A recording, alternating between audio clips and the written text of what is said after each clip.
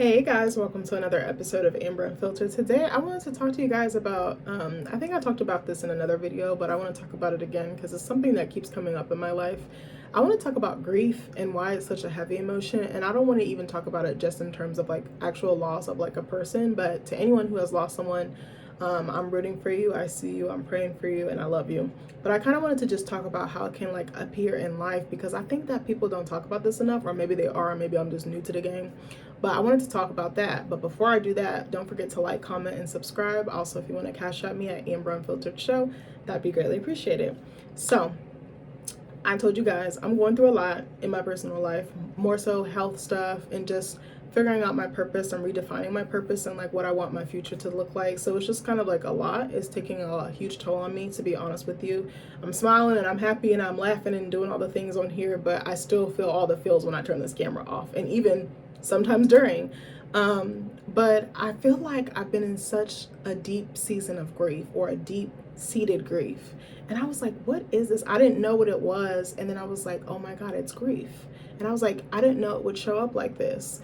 And grief, I think, is a lot of the times synonymous or associated with loss. And there can be a loss, but sometimes it's not necessarily a physical, like a physical person or a death or anything like that. Sometimes it can be grief for the things like the future you envision for yourself. Sometimes it could be like in my case, a chronic illness, who you were before, who you were after, or the in-between space, which is kind of where I'm at right now. And I was like, I need to talk about this some more because it's not giving, friend. So, okay, so I said, or I put into Google, why is grief such a heavy emotion? It says grief is heavy because it is a full body, whole person experience that acts as a profound, often chronic stressor, triggering a flood of cortisol and adrenaline while reducing immune system function. It is physically exhausting due to the intense mental energy required for processing loss, often leading to fatigue, insomnia, and physical symptoms like chest pain, known as broken heart syndrome. And I'm definitely going through this now. Like last week, I had a moment where I was so stressed and I was so grief stricken that like for 2 days I could not function. I wasn't really eating, I wasn't really sleeping. When I was sleeping, I was waking up in the middle of the night and just staying up because like overthinking and just like succumbing to anxiety because I was like, I don't know what else to do. And my head was like literally pounding. I think it was definitely stress, but I think there was some grief tied in there somewhere. So, and it was just a lot. Like I was like, oh my God, this is too much. Like I was like, is there somewhere I can go for reprieve? Like I was looking around and I didn't see shit. I even reached out to my therapist to see if I could move up my appointment, but she didn't really have anything. Like I think she had one thing, but I had something else to do, so I couldn't make the appointment. But I was just like, this is too much. Like I'm telling you, I cry all the time. I was like, I'm a crier at heart, but I was like, I usually cry. It's like it builds up and then the dam breaks open. I don't cry like just on command, but I was like, stuff is making me really like, it's causing some type of response or reaction out of me. I was like, I'm not used to this. I did not know I would go through this. Like, why didn't anybody warn me, bitch? So anyway, it says, here is why grief feels so heavy. Physiological stress response, which I just talked about. Grief acts on the brain's threat detection system, causing a long-term fight or flight response, which can lead to a 50% reduction in natural killer cell activity. Now that I didn't know. Again, I'm not a doctor. I'm just reading this off the internet. Physical exhaustion. The intense mental, emotional, and spiritual work of mourning causes extreme physical fatigue. Yes, like I've been trying to sleep at night, but bro, I literally have to take naps because I'm so exhausted all the time. I'm exhausted from the chronic illness, but then the grief of managing the chronic illness and everything in between. Because it kind of feels like everything that I want is like slipping through my fingers like sand, and I'm just like, I don't like this. I don't like this feeling. Stacking of emotions. Grief is rarely just one feeling, and that's the other thing. There, it's like a layer to it. It's like duality. There's 2 or 3 or multiple emotions that exist at the same time as grief. Like I told you, I can go from being content or like calm or happy, and then immediately I can just start crying. I can feel sadness. I can feel blue. I can feel low. I can feel like that despair and like that hopelessness. It's very weird. Like I was like, I don't know what this is. Like, girl, stop it. Get out of my body. This is ghetto. Evict. Okay, evict. It is a heavy mix of sadness, anger, fear, guilt, and shock. And I think the most I feel are anger, fear, and sadness. And sometimes anger, fear, and guilt are like the combo. It's like, you know, a combo when you go to like Chick-fil-A or Burger King. Can I get a number 3? That's what grief is. You be like, bitch, I don't need the hamburger of sadness. I don't need the French fries of anxiety. I don't need the milkshake of fucking rage, like, or whatever, you know. I'm just using that as an example. But it literally feels like that. And you're like, I don't want to feel like this, okay? People be like, how are you doing? And I'm like, I don't know. I've been telling people, I literally don't fucking know. Because I don't. And then I'm like, then that makes me want to cry, because I'm like, when people ask me how I'm doing and I'm trying to keep it together and hold it all in, I can't. I'm sensitive, and that's just how I am. I'm going to be sensitive to the day I die, okay? So it says physical manifestations. The stress of loss causes real physical pain, including tightness in the chest. And I definitely was feeling that last week. Throat, headaches. I told y'all it was bad. Like, I never felt that. I was like, I have to do something. I was like, I don't even know how I got through. I was like, you're just gonna have to push through. I was like, you're just gonna have to try. Just try. Like, I just kept having to coach myself. Like, it's gonna get better. Things are, even if you can't see that right now, I was just praying and crying, praying and crying, praying and crying. That's literally all I could do. Did I say in a 50% reduction in immune system capacity? It's almost like a computer, like a malware or something overrides your system. You're like, oh shit, or overrides the hard drive. Like, I literally felt like a faulty or malfunctioning like computer. It was so insane. Disruption of reality. The loss of a loved one forces a massive unwanted reorganization of daily life, identity, and security, creating a profound, heavy mental burden. I even think without the loss of a physical person, like me, I think I'm grieving the person I was before, and, you know, almost faulting myself and blaming myself, like, why didn't I peep this before? Why didn't I act before? But I wasn't ready, and I was like, I wasn't in that season of really taking care of myself. I really didn't have the space and the tools to really do that, if I'm being honest, or I didn't have the capacity, because I think I was working full time, you know, newly married or planning my wedding, and going to school, and trying to be, you know, be there for my family, be there for my friends, trying to be there for everyone else, but I really wasn't there for myself. So then I put in the Google, the search engine, how to work through grief from life, because it kept saying stuff about like losing people, but I'm like, losing people is hard. I'm not going to take that away from anyone, especially if you're really close with that person, or even if you have a complicated relationship with them. But I just wanted to like be more broad. And so it says working through grief involves allowing yourself to feel the pain, practicing self-care, seeking support, and being patient, as healing is a unique, non-linear process.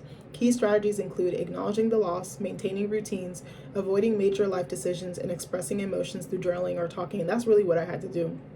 The part, I'm going to go back for a second, about avoiding major life decisions, because I think if you're making those decisions when you're under that fog, because grief is like a fog, for real, it really isn't helpful. And I had to tell myself that was one of the things I did. I was like, don't make any permanent decisions, don't make anything, you know, too like, you don't have to have a plan. Just what can you do right now? What can you manage right now? And I took some stuff off my plate, and I was like, okay, I'm just going to manage one or two things. This is all I can do. This is all I can handle. And that's just going to have to be okay for right now. I was like, I don't have to know the answers. It can look uncertain. It can look unclear. It can look muddied, whatever the case may be, muddled.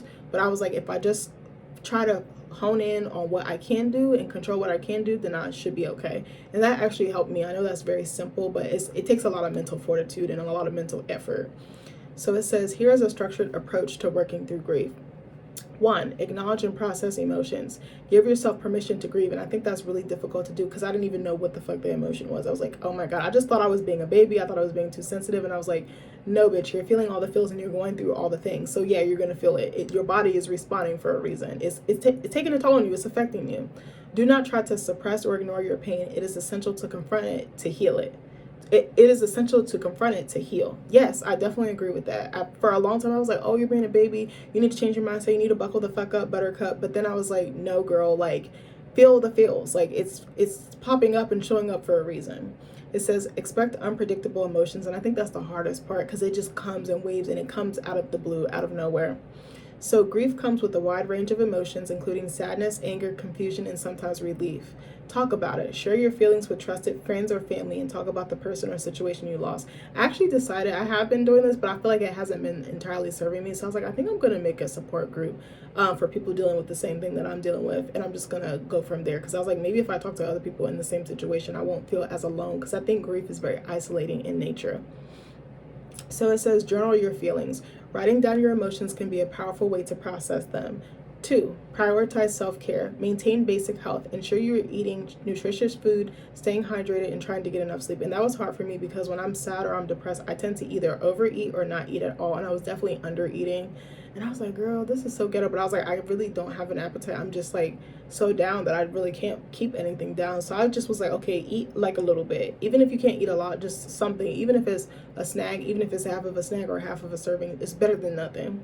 It says, move your body. Regular exercise can release help Release built up emotional tension and anger. That was even hard for me too, because I felt so heavy and I felt like my body was like lead, like I just couldn't move.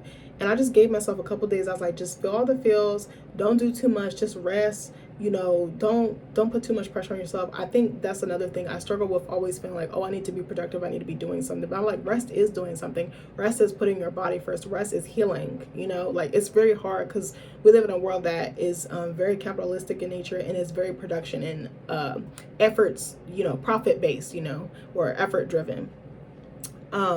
So it says establish routine. Even if it feels forced, keeping a simple daily routine can provide stability. Number 3, so seek support and connection. Connect with others. Do not isolate yourself, which is definitely what I did. Reach out to friends, family, or support groups to share your burden. Because I felt like I couldn't really come to anybody. I had to sit with it for a little bit. I was like, I need to think about my decision. I need to think about how I feel and just let it fester. And then finally I did share with my husband. I like fucking broke down in tears. But it was like good to let it out. I do agree with that. Seek professional help, which I did. I already had an appointment on the books, but I tried to see if I can move it up. If you aren't seeing a therapist, I highly recommend it. It's such a great tool. A therapist or counselor can help you navigate complex, overwhelming, or prolonged grief. I think mine is all 3 of those, honestly. I'm like, oh my God, like it was like I was doing so good and then it just all hit me all at once.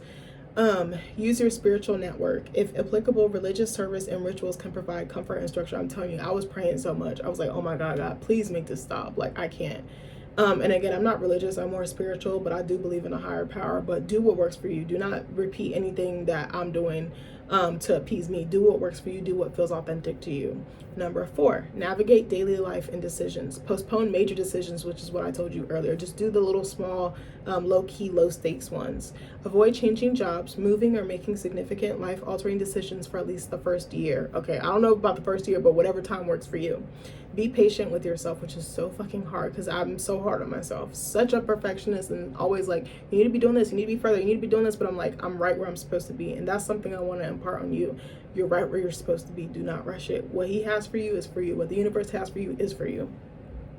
That's so crazy. I can be nicer to other people, but not myself. I need to take my own advice. Healing takes time. There's no set timeline, which is so true. And you should not compare your journey to others, which is so hard. I love that quote that says comparison is the thief of joy, because it truly is. What that person is going through in their life is not meant for you. It's meant for them. And then your vision and your calling and your path will be made clear to you, Honor the loss. Find healthy ways to remember, such as planting a tree, creating a memory book, or continuing a tradition. I think that means more so in terms of people, but I think you can honor the loss or acknowledge the loss. I think that's a key part of it, and like validating it and reaffirming it, I think is another thing. And number 5, know when to seek specialized care. If grief is making it impossible to perform daily tasks, or if you feel hopeless and stuck after several months, seeking professional support is a sign of strength. Also, should I talk about the 5 stages of grief? Because I think that's another part of it too. Hold on.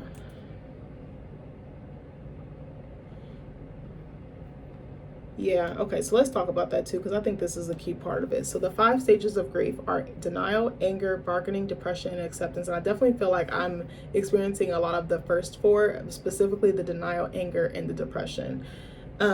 These stages are non-linear, meaning they are not experienced in a strict sequential order. Individuals may skip stages or move back and forth between them, which I definitely think that I'm doing. Denial and isolation. The initial temporary reaction to shocking news is to deny the reality of the situation, which serves as a defense mechanism to numb immediate pain.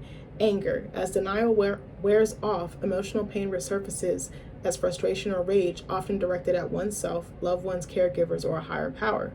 Bargaining. This stage involves attempting to regain control or postpone the inevitable through what if or if only statements, often trying to make a deal with the higher power to undo the loss. And that's not for us to do or to decide. Depression. A deep sense of sadness and loss occurs, which is a natural, quiet response to the magnitude of the loss. Because it is heavy. It is like there's so much gravity in it. Acceptance. Rather than being okay with the loss, this stage is characterized by accepting the new reality and learning to live with the change. It is important to note that everyone's grief is unique, because it is, and not everyone will experience all 5 stages. So I don't know, I just wanted to talk about that because I'm like still going through it. I'm like, dang, I did not expect this. Like, I thought because I was getting in front of it and I was like being on point with like everything that I wouldn't. I thought I would just like be fine because it's like I'm being proactive about it. But in that proactivity, there is grief.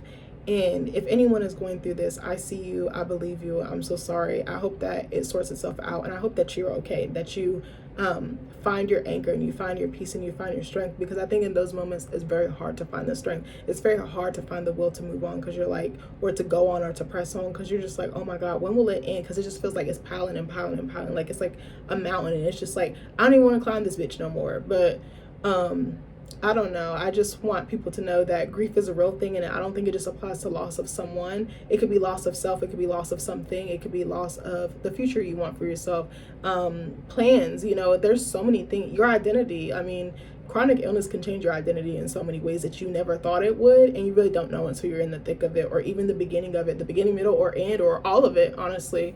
But I just wanted to make a video about it because I was like, I don't really see people talking about it. I'm sure there's content out there about it, but it was just something on my heart and something on my mind. I'm still going through my grief. I'm prayerful, I'm hopeful, but I'm also a sad girly. I'm also a sensitive girly. But yeah, I don't know. I know that things will get better. What I have been doing, I've been listening to a lot of Cleo Sol. My boss listened to her a lot, so now as a result, I'm like addicted to her. There's a song by her I really love called Things Will Get Better, and I almost read like an affirmation, like a prayer. It feels very like gospel like her music just calms me down. So just find something to calm you down, find something to center you. I literally would listen to the same Cleo Sol song like every single day, and it feels like it's the first time I'm hearing it. But little stuff, like I'll do stuff like light a candle or journal, because journaling helps me purge instead of carrying the emotion and carrying the baggage. Sometimes I'll like call one of my friends, or sometimes I'll talk to my husband about it. A lot of the times I use writing, whether it's journaling, whether it's creative writing, or some form of writing to just help get it out. I think a lot of times we tend to hold on instead of releasing, and it's I think the release is the grief in a sense. But anyways, I love you guys, and I'll see you in the next video. Bye.